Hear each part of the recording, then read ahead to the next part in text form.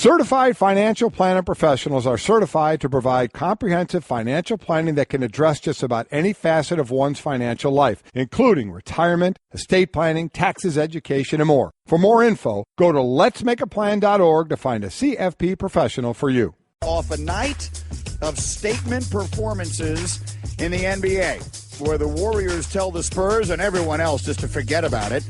And Russell Westbrook tells the world, I can do stuff no one else can. What a night it was for that team and that superstar. Yeah, it certainly was. And obviously with the Warriors, they don't even have Kevin Durant yet back, who's pretty much getting ready to come back, probably for the last 3 games of the regular season, to get his legs under him of the first round of the playoffs, which would pretty much be a warm-up, you would think, for them to get even stronger and jumping in that chemistry. I heard there are those that think they wonder if that could be a bad thing, you know, and disrupting the chemistry. I never know about adding a Kevin Durant to a team and it being a bad thing, so I don't really foresee that. And Russell Westbrook still, the thing there is, listen, he's having a monster year, and he's at 38 triple-doubles, as we'll get into, 3 away from Oscar Robertson and that. But the big thing to me is going to come down to what's that MVP vote going to be? Is it going to be Harden or is it going to be Westbrook? I mean, that is truly what's going on here and who's going to win this thing. Well, it's interesting to look at it because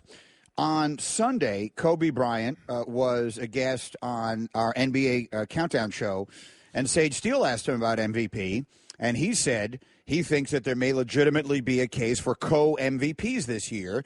And she actually asked him, would that be okay with you? And he said, if I was a player, it would not be.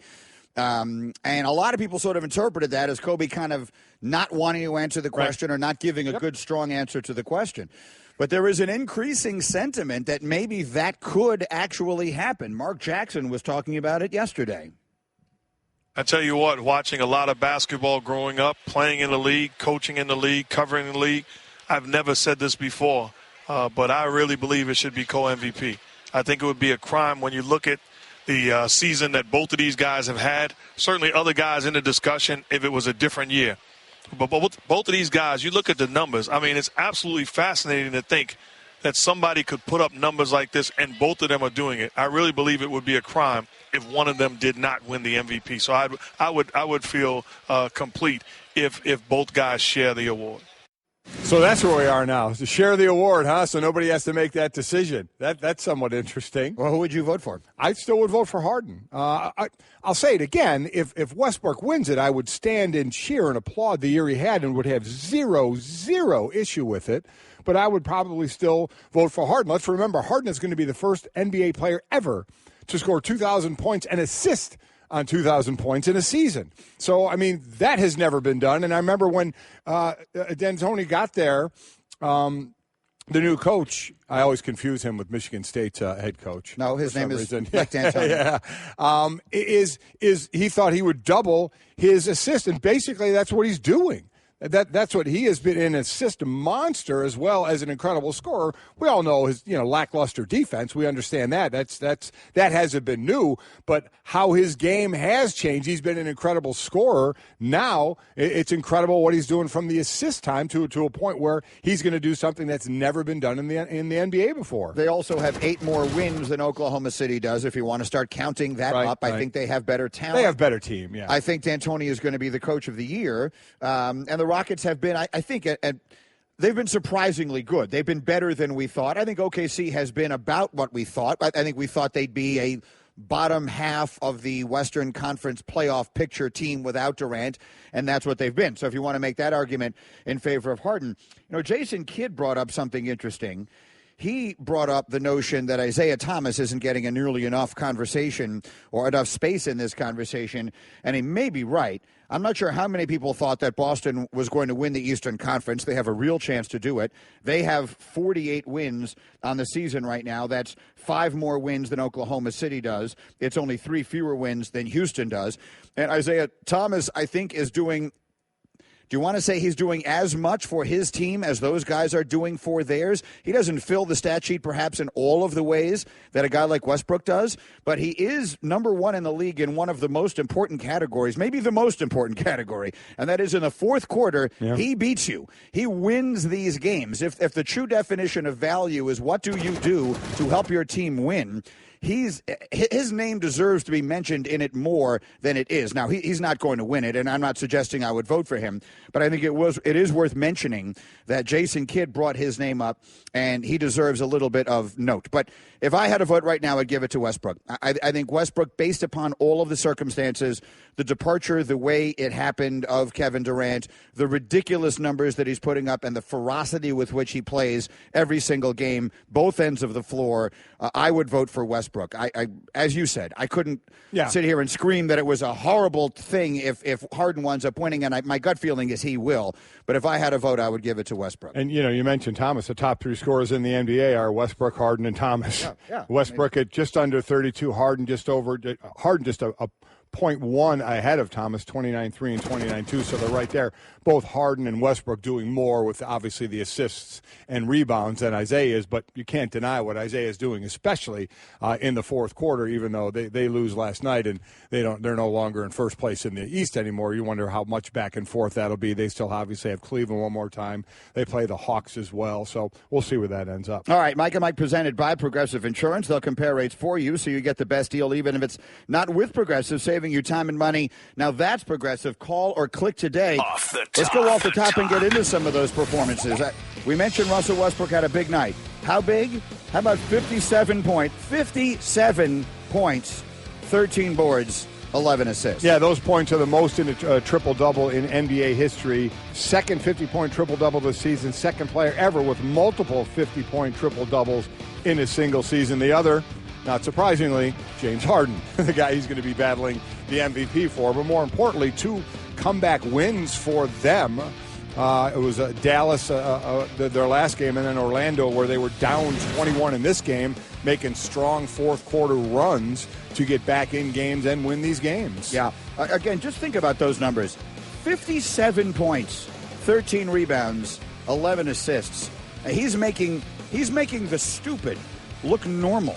Like, you don't even really blink when you see that he got a triple-double. There was a time when a triple-double was a big deal. It certainly isn't when he does it anymore.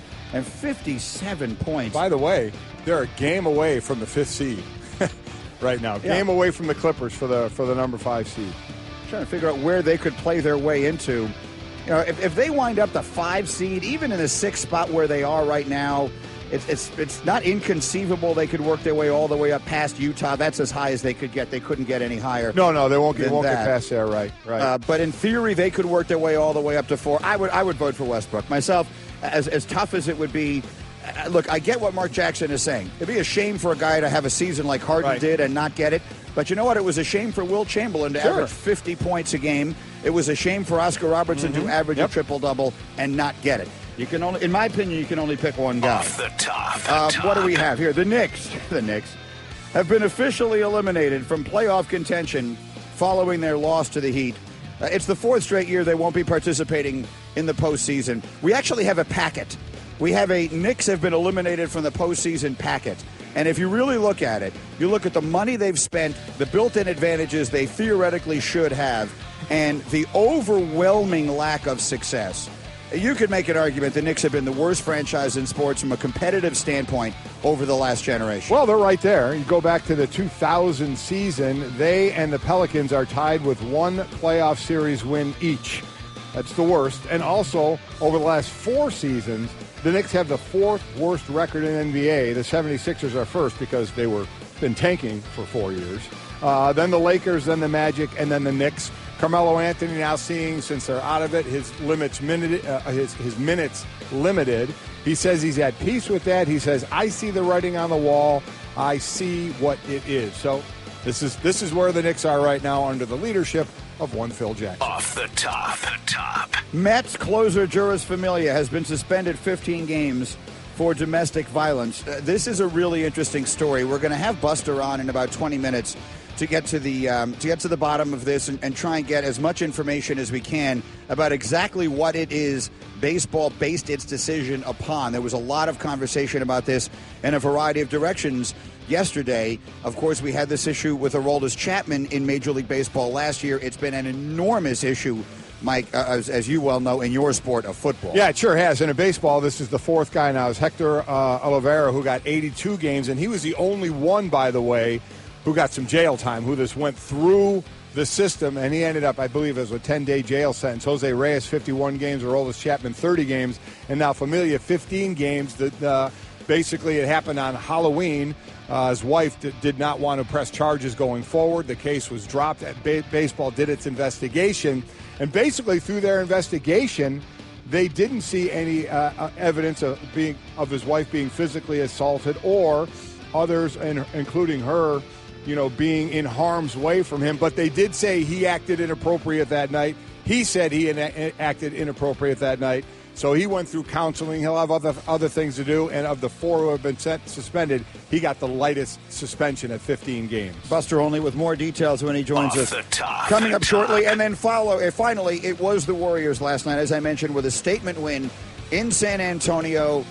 Any chance the Spurs had of being the 1 seed certainly depended on winning this game. They started as hot as you possibly can. The Spurs were in dominating fashion, and then what happened? Well, the Spurs were up 15-0 in this game. In the first quarter, they were up 22. By halftime, they were only up 3.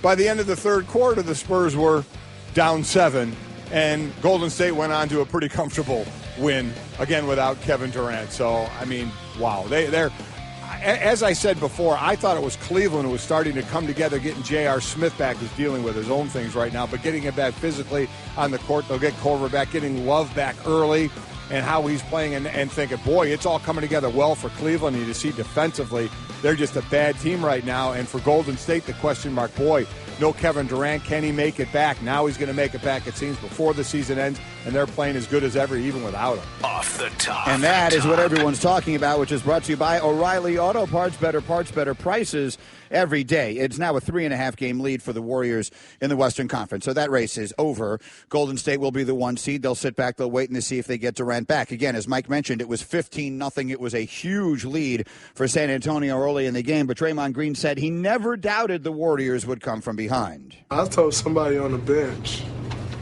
I think we were down like 22. I said, yo, as crazy as this is about to sound, they're up 22 points and I don't feel like they're dominating us. It's like missed layups, turnover here, missed offensive rebound here. Like, I never felt like they was dominating. Now, don't get me wrong, they definitely blitzed us, but it just wasn't like where I felt like we couldn't get our game and, get control of the game back. Now, it took a lot, but, once we locked in on the defensive end, we got solid on the offensive end, moved the ball, stopped turning the ball over.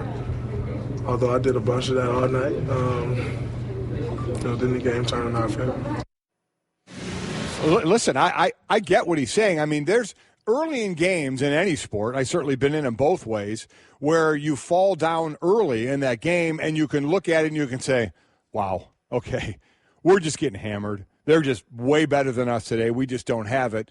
Or there's, well, you know what? There's a reason we had a turnover here, missed tackle there, dropped the ball there. They're up a lot. They're really not outplaying us that much, and that's what Draymond Green is saying. Plus, how many times in the NBA have we seen a 20-some point lead disappear? Especially, this was in the first quarter.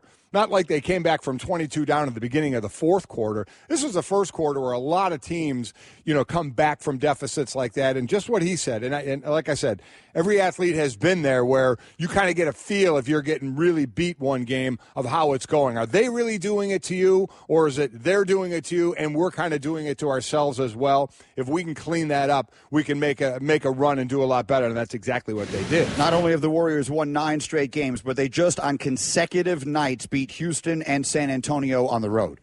So you're talking about the two teams. If anyone is going to make them sweat in the Western Conference playoffs, and I guess crazy things have happened. Could Utah do something with the Clippers? I suppose it's not impossible.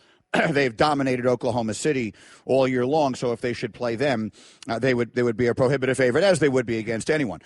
But you would figure the two legitimate threats to them in the Western Conference are San Antonio and Houston. And their next game, by the way, is Houston on Friday. Correct. So that by the BPI says this is their toughest 3-game stretch of the season. They only have one road game left the whole year. Golden State only has one road game remaining the entire season. But again, they went on the road, and in back-to-back nights, second game of a back-to-back, both on the road, all that resting stuff and everything else. They beat Houston, and they come from 20-plus down to beat San Antonio last night. So statement victories for the Golden State Warriors, who will now wait and get Kevin Durant back. That's the other story, and Mike mentioned it briefly. Let's get some more details from Mark Stein as the Warriors put out more information yesterday on just how close KD is to a return to the floor. He still has some hurdles to clear. Now, if you would have watched his pregame workout yesterday, you would have said he's ready to go. I mean, he was not just looking good with all his spins and jumpers and the way he was moving, but just violently dunking the ball. Looked like he was going to tear the rim off. But again, then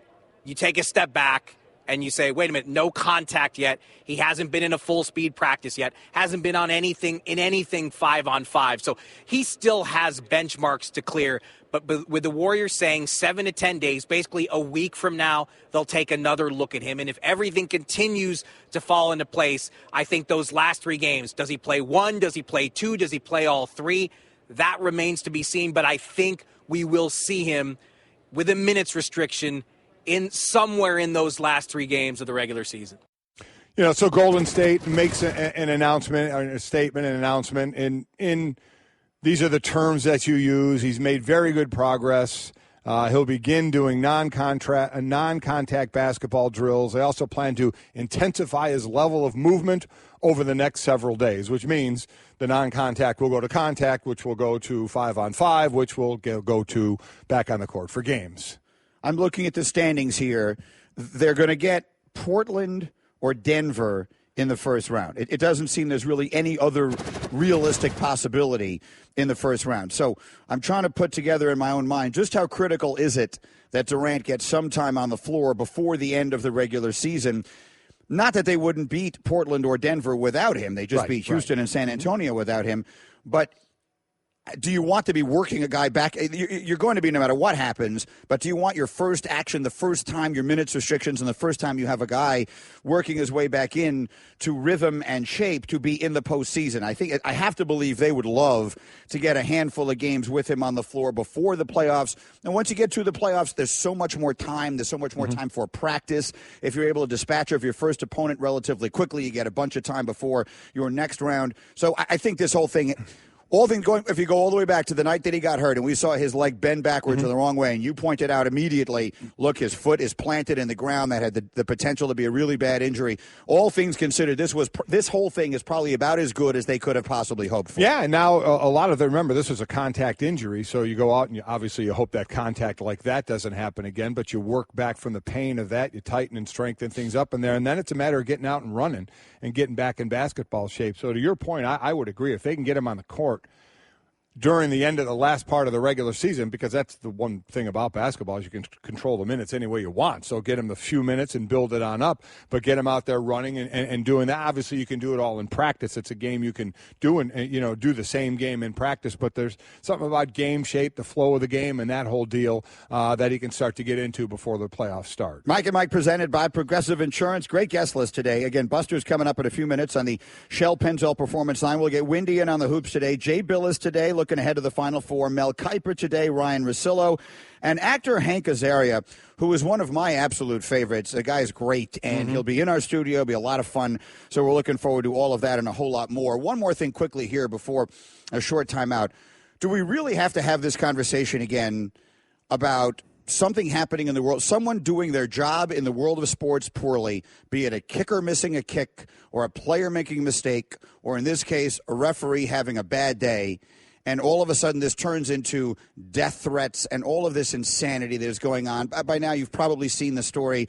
It involves a basketball referee named John Higgins, who was one of the officials in the game between Carolina and Kentucky on Sunday. A lot of people, myself included, did not think he did a good job that day. I thought the game was poorly officiated. It happens. It was deserving, in my opinion, of some criticism. And if you're in the arena, loud booing. And that is exactly where it should stop. And any human being with a shred of common sense knows that's where it should stop. So, Mike, I mean, is this even something we should have to sit here and say? It boggles my mind. There are those things that you just see and you've crossed a line and they're just wrong. And this is one of them. And, to call out those that have done it and say what dirtbags they are and how idiotic it is. I mean, we all know that. So yeah, and yet it continues to happen. I know. It's just amazing what goes on that people actually go through. I'm sure there are many that think, boy, I'd like to do this to the guy, but people that actually go through with a threat like that, it blows my mind. You hope they get those people. You hope they catch them somehow, can trace it, and they get whatever law-wise can happen to them, or at least just get found out that it was them. We'll see. But to your point, no, we shouldn't have to talk about it, yet we do over and over again because of some type of people out there. Again, the very low percentage of people out there, but unfortunately, it's a pretty serious business when you get a death threat again. And if you've seen, apparently people, he has a business, yes, a separate business. Right. So they went on there. They some people, again, I don't know who they are. They went on there and they put a bunch of negative reviews, like false negative reviews, which actually can have a significant impact on people's livelihood. There were death threats involved.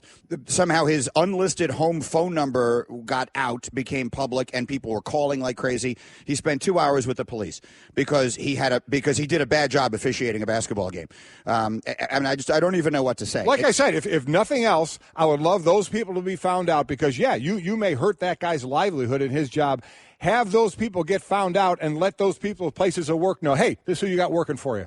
This is what your person did who works for you, are throwing out death threats on a referee. Enjoy them. Yeah, and the people around them. I mean, just the people in their lives to know, oh, yeah, those ridiculous losers who are just so far beneath the threshold at which all humans should be expected to live up to. It's that guy. It's Fred over there. It's Fred in accounting. So that would be nice. With apologies to every accountant named Fred. Exactly. Okay. Most accountants named Fred are delightful, but this one guy is obviously a problem. ADT presents What to Consider When Considering Home Security. An ADT sign is more than a sign. It's a line in the sand. On one side, your family. On the other, an uncertain world. For over 140 years, more people have chosen ADT to help prevent crime than anyone else. Get ADT starting at just $28.99 a month. Tested, trusted, proven ADT. With 36-month contract for licensing and terms and conditions, visit ADT.com. Good morning, Buster Olney. What's going on, guys? How you doing? Well, you're the one with all the information. So, Jeurys Familia of the Mets was suspended 15 games yesterday for domestic violence, and we all understand how significant of an issue that is in and outside of the world of sports. And we saw the extraordinary impact it had on the perception of the National Football League and its commissioner for the longest time. This is something of a unique case. As best you can, Buster, walk our audience that may not have been following this thing closely, walk everyone sort of through how this story developed and how it wound up where it wound up yesterday, and then the decision that Rob Manfred made. Well, last October there was an incident involving Familia and his wife, and then in December charges against him were dropped. And at that point, what was announced was that his wife did not feel as if she was threatened during the time of the incident. This was different than the Aroldis Chapman case where, of course, you had the firing of a weapon. And so from Major League Baseball's perspective, from that point forward, the question was, what evidence could they establish? Chapman got 30 games last year in the first suspension under baseball's domestic violence policy. But in this case, baseball didn't feel like that it had as much evidence as it did in the Chapman case. And so when you look at the 15-game suspension, I think you almost have to look at it as a plea bargain. In other words, Jeurys Familia has agreed to this suspension, and both sides are now moving on in this case. And, baseball felt like that was what it could establish. And if they had gone further, then they would have put themselves in a situation where their penalty would have gone before an arbitrator, and there would have been a good chance that it would have been overturned. And because there just simply was not that much evidence as there was in the Chapman case and some of the others that they've made decisions on. There are, always devil's advocate. The other side, there are those that think it should play out in under law, and then whatever happens there, go from there.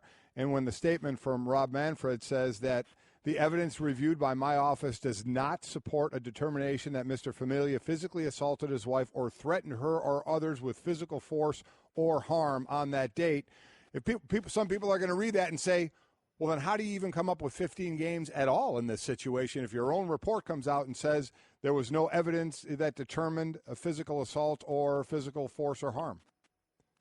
Yeah, and I think that probably you could look at the position Major League Baseball is in this case, maybe being parallel to what the police deal with sometime, where an incident happens, and then in conversations with the wife, they could not establish, with Bianca, they could not establish evidence, and that's why the charges are dropped last December by the police, and so that's the position that baseball was in this case.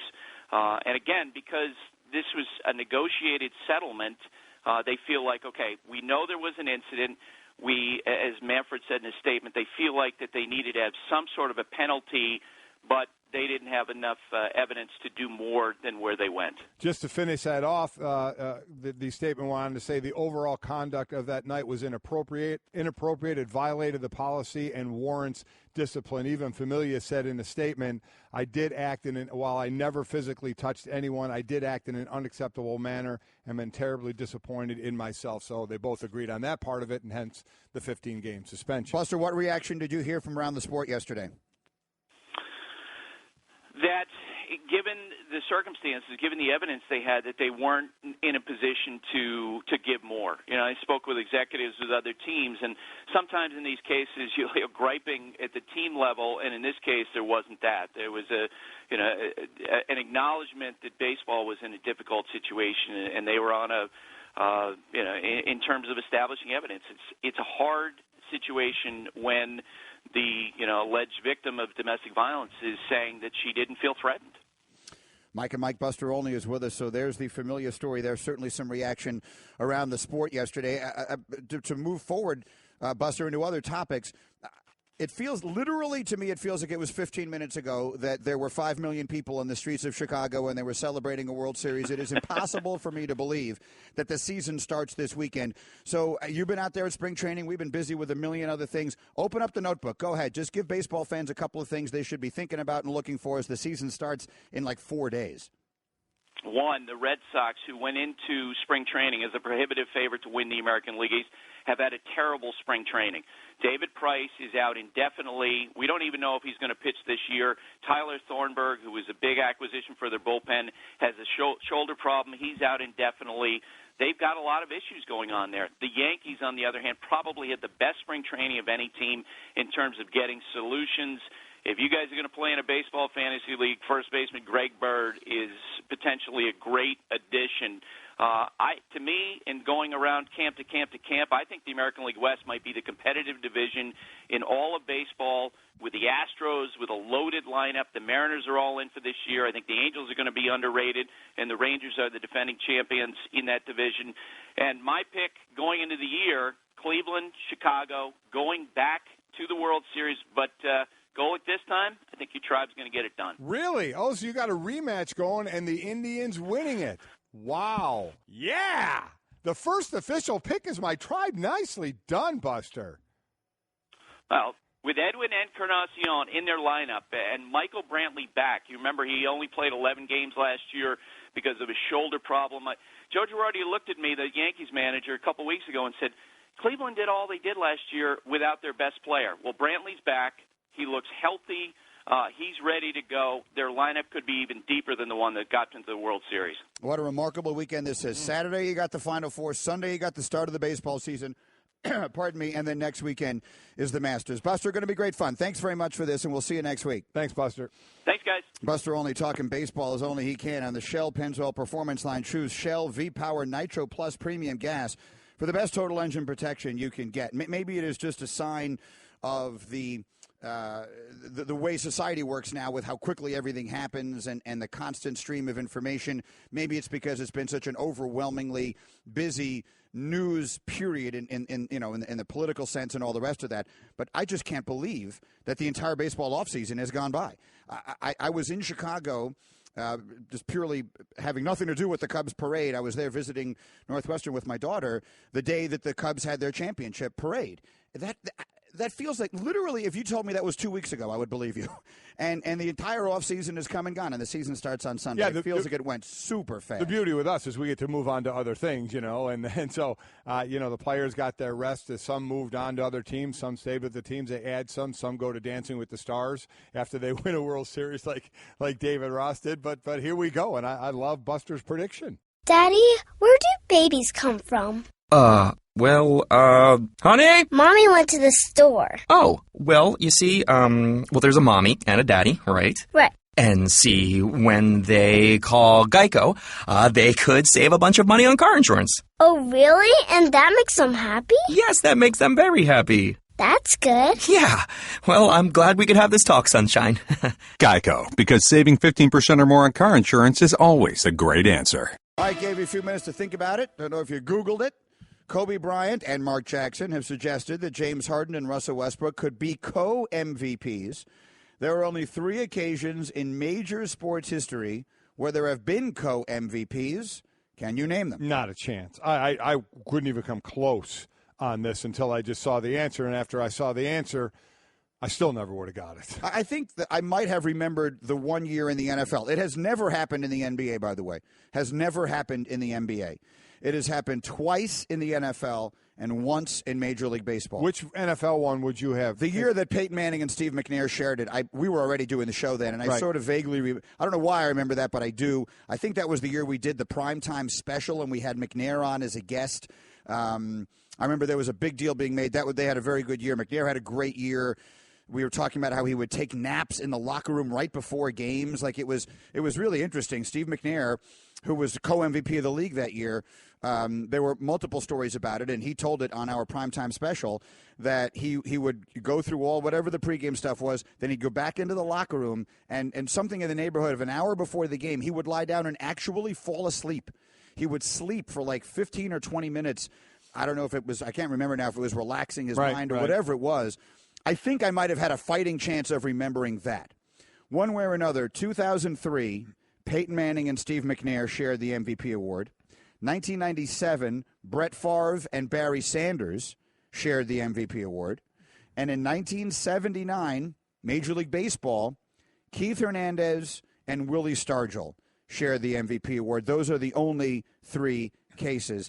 Mike, do you think that Westbrook and Harden will share it? Is there any chance of that? And do you think they should? I think there's absolutely a chance that they can. Would I ever say make it co-MVPs? No. I do like to have one.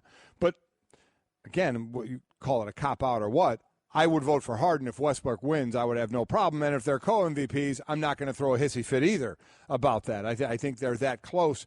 I would not actually say, yes, make them co-MVPs. Could it turn out that way? Absolutely. But there are a lot of people divided on this. I think even more so that they would actually feel like they would be offended if the guy they're going to vote for doesn't win. Yeah, if you really want your guy, is the wrong word. If you strongly support, if you're a voter, remember, you don't. Just for those who don't know how this thing works, it's not like someone is going to write down, I vote for co-MVPs here. You will vote one of them first and one of them second, and then they will add up all the points. And so it would just be a statistical oddity if they wind up tied. Now, if you're a voter who really strongly believes, let's say, Harden should win, then what you would do if you want to make that happen is you would vote Westbrook much further down. Right. You could, in theory, justify voting Kawhi Leonard second and Isaiah Thomas third and LeBron James fourth and Russell Westbrook fifth if you really wanted to, and that would go a long way toward ensuring that your guy would win. And people out there, not even voters, are really one way or the other. Sean says both guys are having a good year, but the award is an individual award. Whoever votes for Harden doesn't know basketball. I mean, I'm sorry, Sean. I think that's ridiculous. You know, James Harden is going to be the first ever in the history of the game to score 2,000 points and assist on 2,000 points. I would say there's something to that.